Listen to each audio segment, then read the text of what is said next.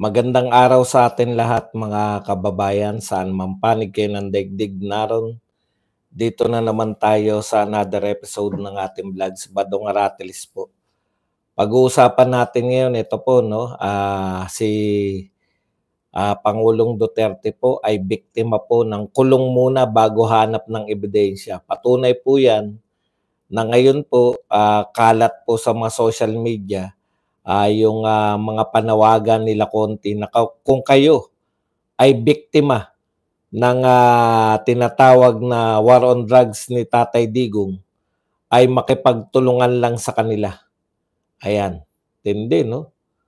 Samantalang nakakulong na po si Tatay Digong, no? Sana ba yung ano na yan? Tapos pag-usapan din po natin, ito po, nagpahayag na po si Juk Prasco kung bakit hindi po siya pumirma talaga. Ito na po yung pahayag niya, no?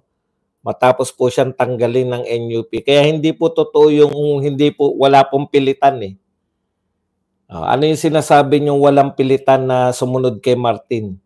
Samantalang pag hindi pa usapin na sunod hindi lang po pumirma sa statement ng pagsuporta kay Martin, tinanggal na sa partido. Tapos sasabihin ng mga congressman, wala naman, hindi naman namimilit.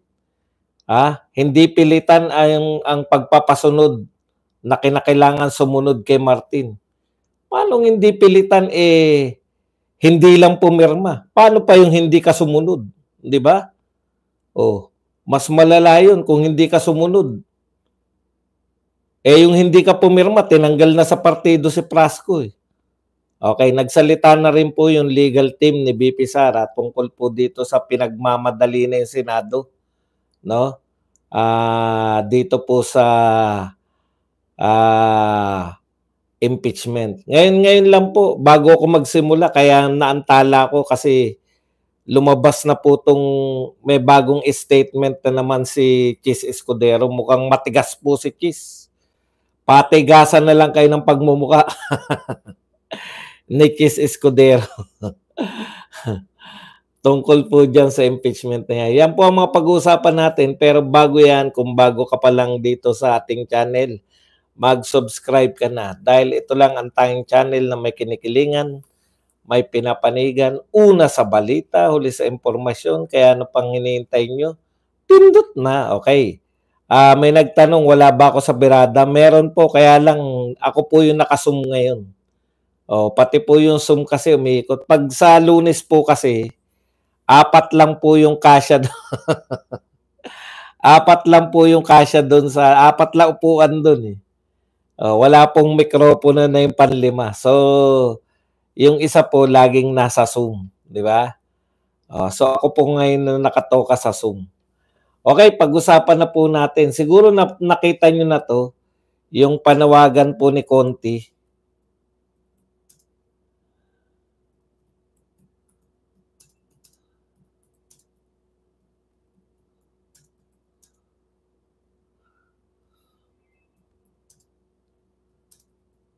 Gusto ko lang po ipakita mismo sa inyo yung yung mismong poster, no? Ayan. Nananawagan po si Attorney Conti. Ayan. Nakakatawa talaga itong mga to eh. Ng mga biktima di umano makipagtulungan po sa kanila. Okay. Ngayon, ito po, takang-taka tayo, no? Paano po nangyari? Ito po yung poster nila. Biktima ka ba ng gera kontra sa droga? Ayan po yung sinasabi ni Conti. Lalakihan ko na lang. Tapos ipapasilip ko po sa inyo.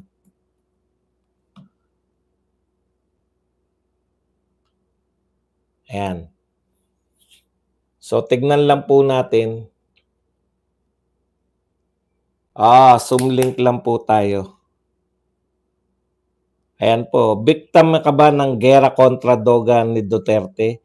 I-report ito sa amin. Ayan. Tapos ito pa isa. may puwang na maging bahagi ng kaso ni Duterte sa ICC. Yan po, galing po to kay sa post ni Attorney Conti. So, ang pinagtataka po natin, no, paano po nangyari na nakakulong na po ang dating presidente ng Pilipinas, tapos naghagila pa lang po kayo ng mga biktima, no? Una, sabi nyo nung una, sa inyong propaganda, 30,000, 30,000. Isa lang ang sinabi ni BP Sara, di ba? Sino-sino yung 30,000 na yan? Sino-sino yung 30,000 na biktima, di ba? Pangalanan nyo, kasi imposible po na maging biktima tapos ayaw nila magpangalan. Hindi po sila pwedeng biktima tapos walang mga pangalan. Ang pagkakaalam ko po dyan, yan po yung mga kinolekta mula sa mga propaganda dito sa media na yung 30,000 na yan, nanggaling yan, kaya kung hindi ako nagkakamali, nanggaling yan kay Maria Ressa. Mga salita lang po yan ng mga media na ayon lang sa kwenta nila. Pero yung talaan po ng mga pangalan ng mga biktima na yan, wala po talaga. Hanggang ngayon, nangangalap pa rin sila. Diba? Ano yung sinasabi natin na, tsaka napansin ko po, nag-conduct po ng Quadcom, diba? Ilan po yung sumulpot na biktima totoo doon? Yung pare, hindi naman siya biktima. Ayon sa kanya, tinakbuhan lang siya ng mga biktima. Si Shell Jokno, mukha lang pong biktima, pero hindi po biktima si Shell Jokno. Si Dilima, hindi po siya biktima. Di ba? Lahat po na nagsalita doon pa na hindi biktima. Yung tsuhin ni anong pangalan no? Kian. Yun po, tsuhin ni Kian. Ang habol po doon nung umati ng hearing yung humihingi pa ng ng danyos. Humihingi, hindi pa raw po na ibigay yung danyos. Kahit daw po nakakulong na. Kahit po nakakulong na, humihingi pa ng danyos. Henda Yorme. Hindi po ako nag-post niyan. Ito, pakikita ko sa iyo. Nakakaawa ka naman. Hindi ko po imbento yan. Ayan, no? Biktima ka ba ng gera kontra Dogan ni Duterte? I-report ito sa amin. Ngayon po yan, naghagilap sila. Ito pa, may puwang na maging bahagi ng kaso ni Duterte sa ICC kung ikaw ay, ayan, alin kung ikaw ay, kaanak o sino mang apektado, etc. etc. Anong pinagsasabi mo? Ha? Inuna nilang ipakulong si Tatay Digong bago ngayon palang sila naghanap ng ebidensya. Kasi kung matatag na ebidensya nila, wala na pong panawagan na ganyan. Di po ba? Sabi nga kahit isa lang daw. Ano sabi na ICC? Kahit isa lang ang biktima, basta maliwanag. Wala Hanggang ngayon, kumakalap ng biktima ngayon mo sabihin na kung ano-ano lang pinagsasabi ko. Ano yan, pinulot ko lang? Galing po yan kay Conti, nananawagan po. Nakakulong ba si Tatay Digong ngayon? Nakakulong. Bakit nagagila pa ng ebidensya ng mga biktima? Alam nila mismo na wala naman talagang biktima na silang nai-interview ron, na talagang papakita na sila ay biktima. Kaya natin nasabi, nakulong muna bago hanap ng ebidensya. Naintindihan mo? Kahit po yung mga umatin doon, no? Si Dilima, si Jokno, yung pare, yung tsuhin ni Kian, biktima. Nabigyan na ng katarungan si Kian de los Santos. Paulit-ulit na si Kian ng Kian. Yung iba hindi mapangalanan. Yung asawa ng isa, ano sinabi? Ano inamin? Yung kaisa-isa pong biktima, asawa ng biktima napatay.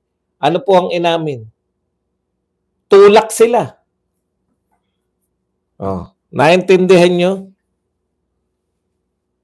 Kaya,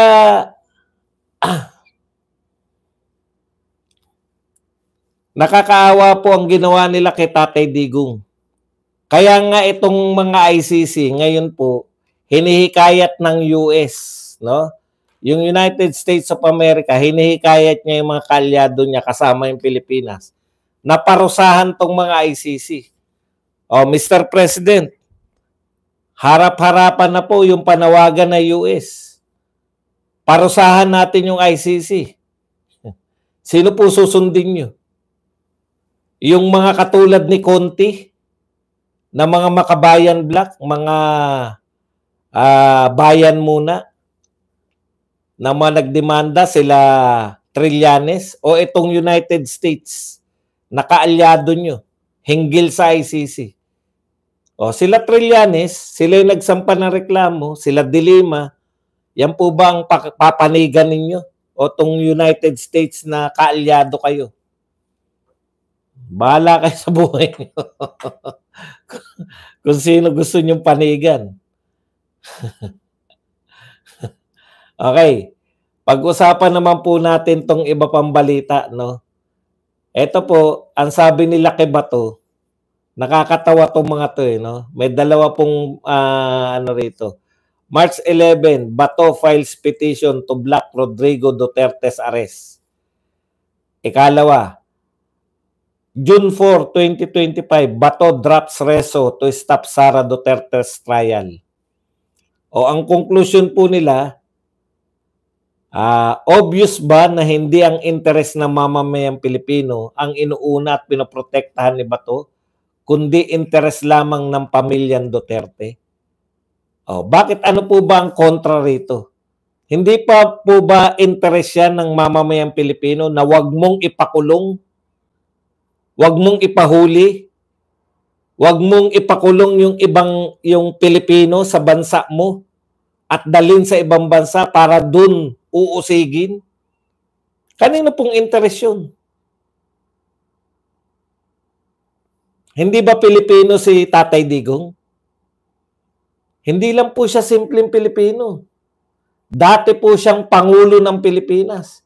Imaginein po ninyo, kung yung dating Pangulo pwedeng dalhin, kunin ng kahit sino. Oh, hindi pa ba interes ng Pilipino yung pinaglalaban ni Bato?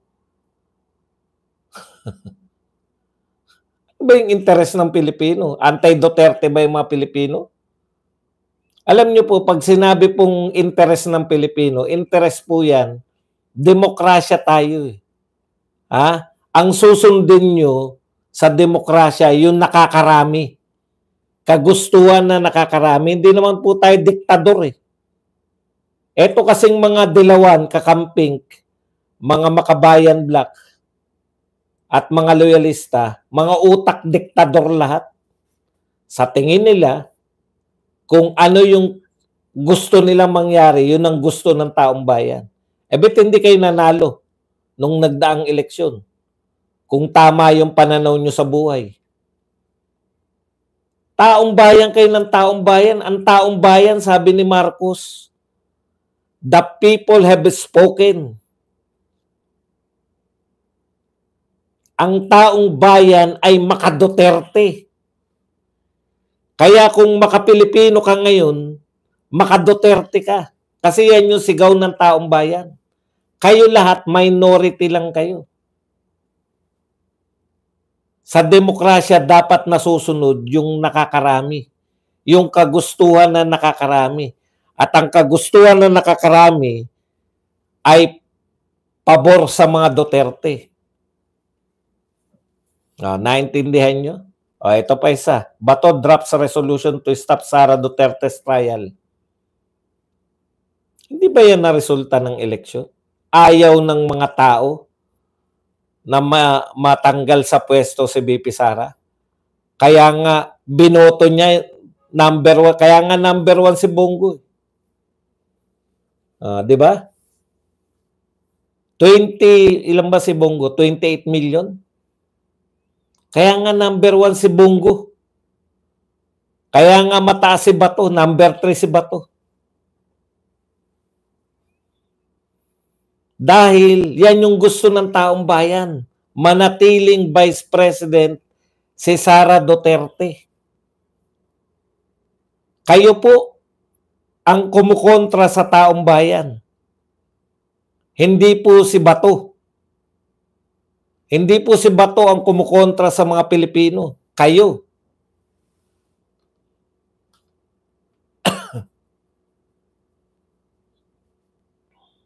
Okay.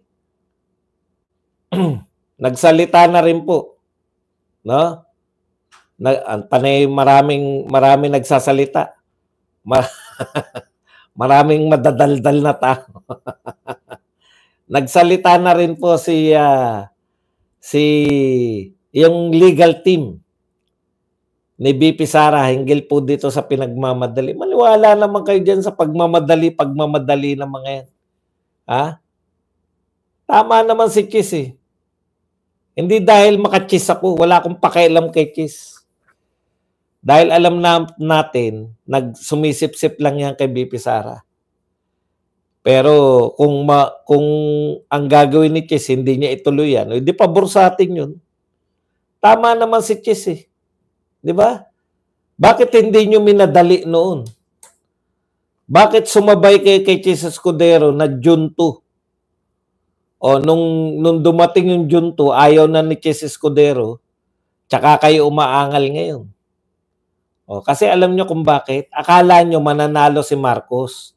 Akala nyo kahit June 2 na yan magsimula, maihahabol pa rin yan next Senate kasi nanalo nga si Marcos 10-2. Akala nyo 10-2 eh, di ba?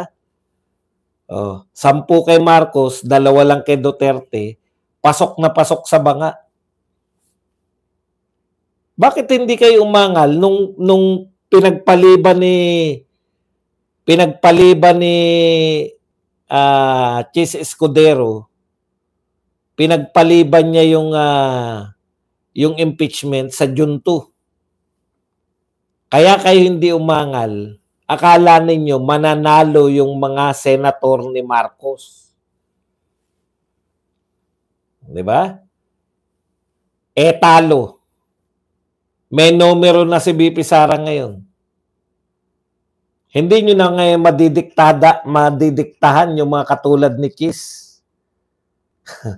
Eto, hindi nyo na naman kayang sagutin to, yung mga bagong panawagan ni Chis Escudero. Dito muna tayo.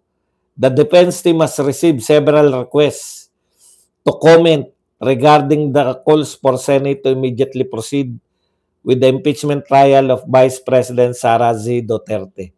So sabi nila, inaatorga kami ng mamamayan na magkomento kami hinggil dito. O ano po ang sabi ng defense team ni BP Sara?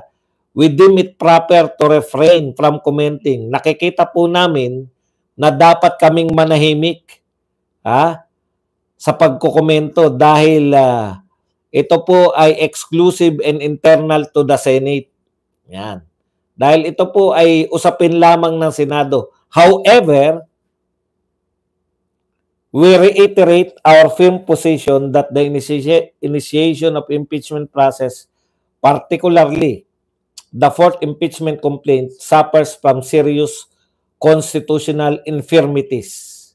So nakikita po nila na yung pagpapasa mismo ng impeachment, lalo na yung ipinasa, yung ika-4 na impeachment complaint, ay punong-puno ng paglabag sa konstitusyon. The impeachment process must never be weaponized to harass, silence, or eliminate political opponents. It is a constitutional mechanism, not a political tool. Yung ginawa po nila Martin at ng mga congressman, ito po ay ginawang political tool para ma-eliminate si BP Sara. Dapat daw yung impeachment hindi ganyan. Nevertheless, ganun pa man, should the Senate choose to proceed, we stand ready to confront the charges. Kung magpapatuloy po ang Senado sa impeachment, ay kami po ay handa na harapin kung ano man po ang ibinibintang kay BP Sara and expose the baselessness of the accusation against the Vice President. At ipapamukha po namin yung kawalan ng basehan ng mga akusasyon laban kay Vice President. Yan po ang mariin, no? Tama po yun. Hindi sila dapat magsalita dahil yan ay internal ng Senado.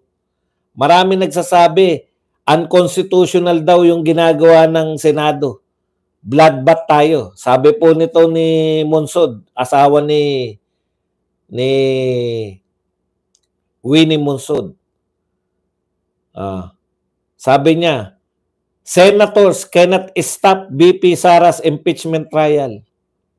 Paano po kung pinigilan? May magagawa ba kayo? Alam niyo, panay kayo kuda, no? Papakita kayo ng ebidensya ko, no? Na kayo po ay kuda kayo ng kuda na pag pinigilan niyo yan, mag-EDSA kami. Asan po yung EDSA niyo? Nakahanda na po yung popcorn namin. Asan na po yung EDSA nyo? Opo, bugok talaga ako. Nililin lang ko kayong lahat. Lahat na sasabihin mo, okay na ako riyan. Yun lang ang mga pinagsasabi mo. Ang gawin nyo, kontrahin nyo yung mga sinasabi ko, hindi yung bugok ka. Bugok pala ako, ba't ka nanonood? Nililin lang mo lang mga nanonood sa'yo. Kasama ka na ron. Pinakamagandang argumento po sa nagsasalita, yung mga sinasabi ko, kukontrahin nyo, hindi yung bugok ka. Para nyo sabihin, gwapo ka kasi, kaya ka ganyan.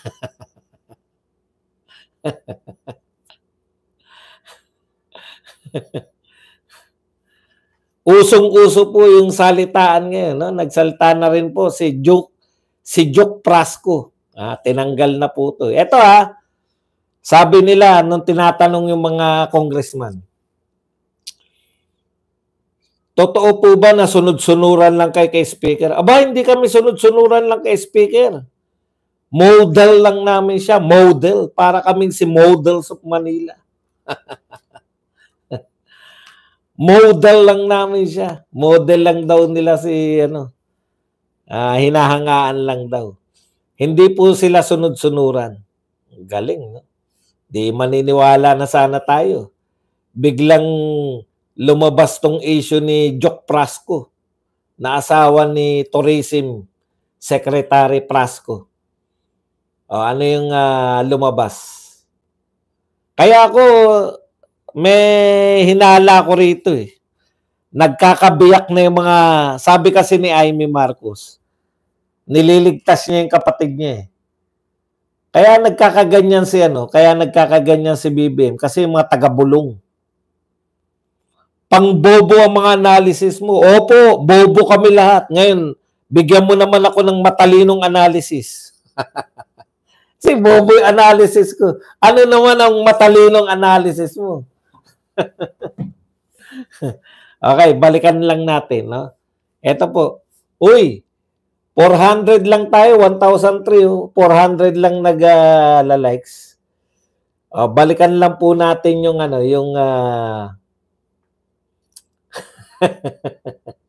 anong tawag doon? Asan na nga tayo?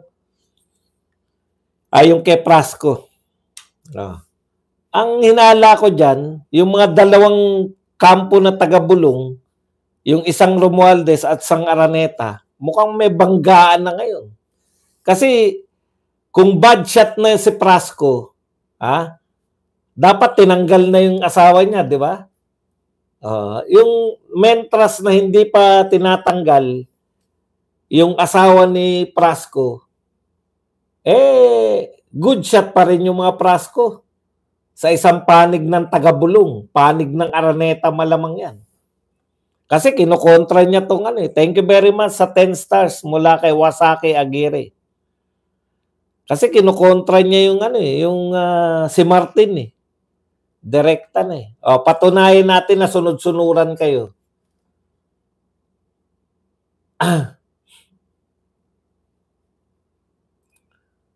Yung mga congressman. Eto nga si Prasco, hindi pa kumukontra eh. Hindi lang pumirma. O, pirma tayo. Suporta kay Martin. Suporta kay Speaker. Ayoko. Sabi ni Prasco. Ayoko pumirma. Tanggal ka na sa partido. Imagine niyo tinanggal sa partido dahil ayaw lang pumirma. O, tama nga na hindi kayo sunod-sunuran. Pero pag hindi kayo sumunod, merong consequence. Halimbawa, hindi kayo mabibigyan ng budget. Yan yung angal ni di ba? Yan yung angal ni Marcoleta, wala na siyang budget, tatanggalin kayo sa mga committee. Ganyang kapikon. Pag hindi ka nakasuporta, tapos sasabihin nyo hindi kayo sunod-sunuran, ano tawag nyo ron?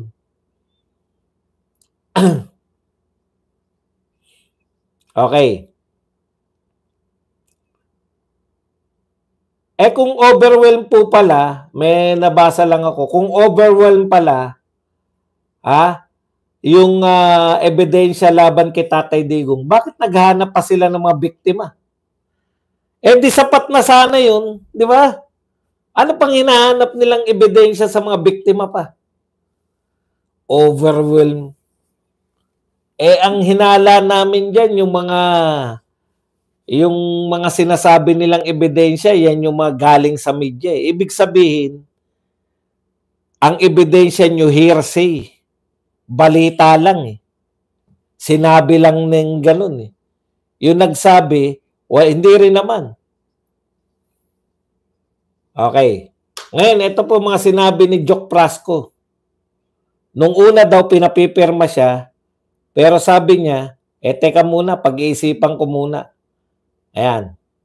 Tapos, na-realize niya na wag na lang pumirma ng suporta kay Martin. Bakit daw? Ito po mga sinabi ni Prasco. This decision is not about creating further division. I simply believe that the House of Representatives can and must do better. We should be partner in building the country up, not a platform for further discord. Yan po ang bintang niyan eh. Yan po ang bintang ni Prasco.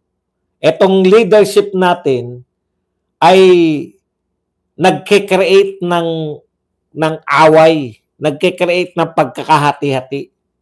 Tama naman yun. Ang linaw nung, tignan nyo kung nakikinig lang si BBM sa sarili niya. Ano panawagan niya noon ni BBM? Ang panawagan niya, walang mangyayari sa impeachment. Magkakawatak-watak lang ang mga Pilipino. Kaya nga yung iglesia, sinusuportahan namin si BBM. No to impeachment tayo. Di ba? Nagpakita ng suporta, 2 milyon. Putya, tuloy pa rin. Tinuloy pa rin nila. Kaya itong leadership na to, imbes na unity, leadership, ibig sabihin si Martin, leadership nila sa House of Representatives. Tuloy natin. I have not signed the manifesto and after careful reflection, I have decided not to. Matagal kong pinag-isipan ang pagpirma sa manifesto na to. At na-realize ko, nakapag-isip ako, ay dapat talagang hindi ako pumirma. There is a deep disappointment that the unity our people once hoped for has been steadily undermined by political and personal interests. Hindi lang niya pinapangalanan, pero dahil sa politika at personal interest ni Martin, nagkakawatak-watak ang mga Pilipino. Tama naman yun. Kailan ba sumulpot yan? Alam nyo, kailan ba nagalit si Tatay Digong? Alam nyo kung kailan nagalit? Nung simulan nilang pagbintangan si BP Sara na magnanakaw dahil dyan sa 125 million na confidential. Hindi naman nila pinagbibintangan pala na magnanakaw. No? Ang ginawa po nila, pinahiwatig nila na may anomalya dyan sa confidential fund. Matatalino kayo lahat eh. Yung mga Atenista, sama-sama na yung mga pare. Alam nyo, pare lahat yung namumuno sa inyo. Mga pare yan eh. Ateneo, Lasal, UST, San Beda. Ewan ko yung Letran. Kung yung Letran ba pare din? Hindi ko alam eh. Adamson. Mga pare po yan. Ang namumuno. Kaya yung mga kaparian, gumagawa sila ngayon ng hakbang. Akala naman nila, susuporta pa sa mga pare itong mga Pilipino. Eh di, magbanta kayo. Banta nila. Oh. Pag hindi nyo tinuloy yan, mag-EDSA kami. Di mag-EDSA kayo. Pare din ang Letran. O, kita nyo, panay pare. Tignan nyo mga hindi pare. Kasama ba dyan? Mukha lang sila marami dahil maraming hawak ng mga pare. Oh. Yang ginagawa nyo mga pare ngayon, pinamumukha nyo sa mga Pilipino na may sarili kayong mundo rito sa Pilipinas. Pag nagalit yung mga Pilipino sa inyo, panay pare po yan eh. Ito na naman, latest Letran. Pare din yan. O kung pare yan, alam nyo na, hindi po malawak yan. Hindi po malawak yung gusto nyo na ma-impeach si BP Sara. Kayo-kayo lang mga pare yan. Eh, bakit hindi bibigyan ng media time? Ang media natin, yung malalaki nating media, panay ano, panay mga anti-Duterte din. Kaya walang pagbabago mula nun. Yan. Kaya hawak pa rin nila. Oh. Ako, Katoliko ko. Pero yung ginagawa nyo mga kaparian,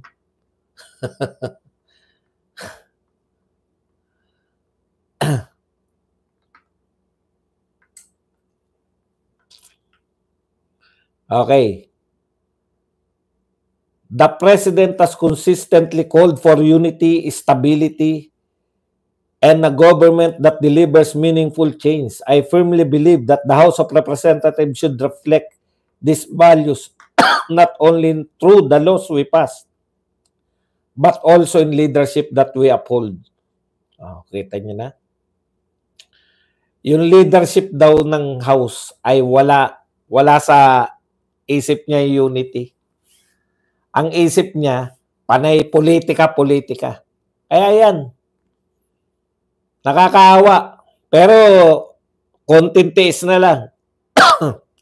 Ilang araw na lang, lalaya na si Colonel Grijaldo.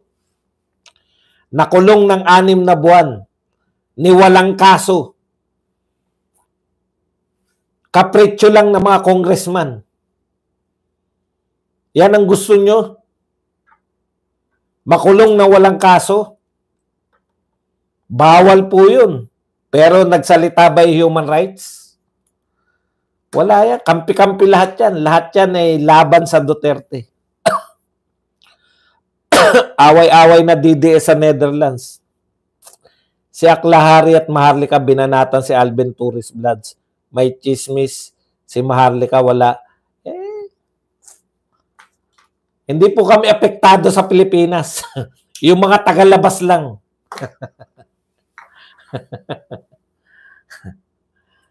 Kayo ang apektado eh, yung mga hindi Duterte. Kasi kami, yung mga Duterte supporters, alam po namin ang sinusuportahan namin. Naintindihan nyo? Ang sinusuportahan namin, Duterte. Hindi po Maharlika, hindi po Roque, hindi po ano yung sinasabi nyo? Alvin Vlog. Hindi po kami sumusuporta sa mga vlogger. Sumusuporta po kami sa mga Duterte. Kung ano ang sabihin ni Digong, ano sabihin ni Sara, ni Baste at ni Pulong, yun po ang sinusunod namin. Alam nyo kung bakit? Alam na namin yan eh. Ang mga Duterte vloggers, ang mga Duterte vloggers po, talagang magka-clash po. Hindi po mapipigilan magka-clash na magka-clash. Alam nyo kung bakit? Matatalino kasi mga Duterte vloggers. Bakit hindi mangyayari yan sa kabila? Eh, naghihintay lang yung kabila ng ano, ng baba. Natural yun. Pag may mga matatalinong tao, di ba, nagka-clash yan. Oh, pero isa lang po ang sinasabi namin. Lahat ng Duterte vloggers, pwera na lang kung hindi na sila Duterte vloggers, ay susunod sa mga Duterte. Ganun lang po yun. Kaya kayo nalilito, kayong mga hindi Duterte vloggers, liton-lito kayo, bakit may mga nag-aaway panapanahon? Panapanahon, kita nyo. Nakita nyo minsan, nagbabanatan yan. Ngayon, magkakasama sa Birada Agila. Di ba? Hindi nyo maiisip, di ba? O bakit kaya? Kasi pare-pareho kaming Duterte. Kaya nagka-clash minsan. Kasi nga matatalino, iba-iba yung mga kagustuhan, iba-iba interpretasyon. Ano naman pakialam namin dyan? Kung nag-away-away si Maharlika, si Rocket, kung sino pa yung sinasabi nyo. Apektado ba kami? Hindi. Kasi kayo apektado yung mga hindi Duterte. Hindi kasi kayo sanay. Alam nyo kung bakit hindi kayo sanay? Eh, pinaniniwalaan nyo si Nino Barsaga eh.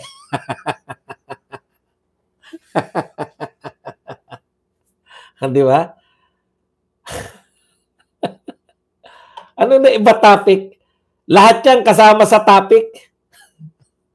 Ganun ang vlogger. Hindi kami nagbabasa lang.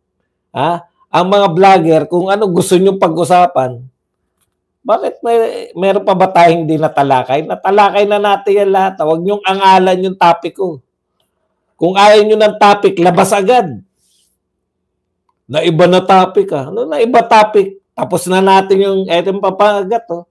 PRD, biktima ng kulong muna bago ebidensya. Oh. Tapos na rin tayo. Ganun talaga.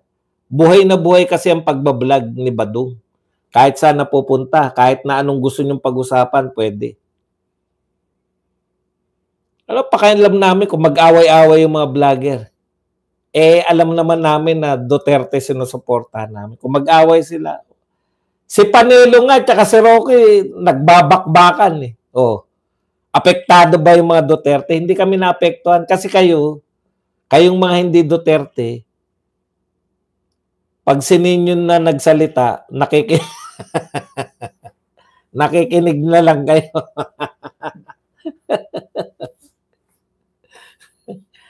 Okay, yan lang po ang ating topic. Pwede na kayo magtanong.